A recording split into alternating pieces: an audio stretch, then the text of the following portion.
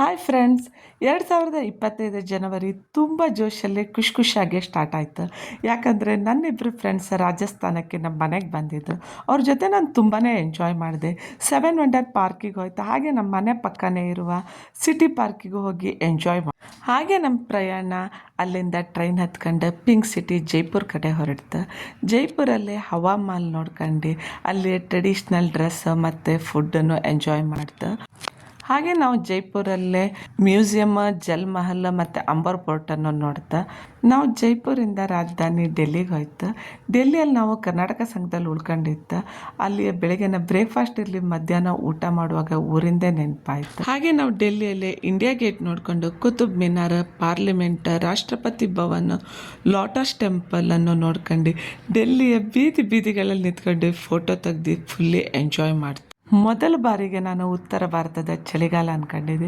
ಸ್ವಲ್ಪ ಕಷ್ಟನೇ ಅನಿಸ್ತು. ನೋಡ್ತಾ ಜನವರಿ 14 ಬಂದೇ ಬಿಡ್ತು ಮಕರ ಸಂಕ್ರಮಣ. ಇಲ್ಲಿ ಮಕರ ಸಂಕ್ರಮಣನ ತುಂಬ ಚೆಂದ ಮಾಡಿ ಸೆಲೆಬ್ರೇಟ್ ಮಾಡಿದ್ರು. ಫ್ರೆಂಡ್ಸ್ ಎಲ್ಲರ ಜೊತೆಗೆ ಟೆರೆಸ್ ಮೇಲೆ ಹೋಗಿ ಗಾಳಿಪಟನ ಹಾರಿಸಿ ನಾನು ಅವ್ರ ಜೊತೆಗೆ ಎಂಜಾಯ್ ಮಾಡಿದೆ. ಜನವರಿ 19ಕ್ಕೆ ಕಸಿನ್ ಮದುವೆ ಇದ್ದದ್ರಿಂದ ಕೈ ತುಂಬ ಮೆಹಂದಿ ಹಚ್ಕೊಂಡು ಊರಿಗೆ ಬಂದೆ. ಊರಲ್ಲೇ ಕಸಿನ್ಸ್, ರಿಲೇಟಿವ್ ಜೊತೆಗೆ ಮದುವೆ ಫಂಕ್ಷನನ್ನು ತುಂಬಾ ಎಂಜಾಯ್ ಮಾಡಿದೆ. ಹಾಗೆ ಸ್ವಲ್ಪ ಫ್ಯಾಮಿಲಿ ಜೊತೆಗೂ ಟೈಮ್ ಸ್ಪೆಂಡ್ ಮಾಡಿದೆ. ಅದರ ಮಧ್ಯೆ ನಮ್ಮ ಮರಿ ರಾಕ್ಷಸಿ ಜೊತೆಗೆ ಇಷ್ಟು ಫೋಟೋನು ತಗೊಂಡೆ. ಜನವರಿ ಕೊನೆಯಲ್ಲೇ ನಮ್ಮ ಪ್ರಯಾಣ ರಾಜಸ್ಥಾನ್ ಕಡೆಗೆ ಹೊರಡ್ತು.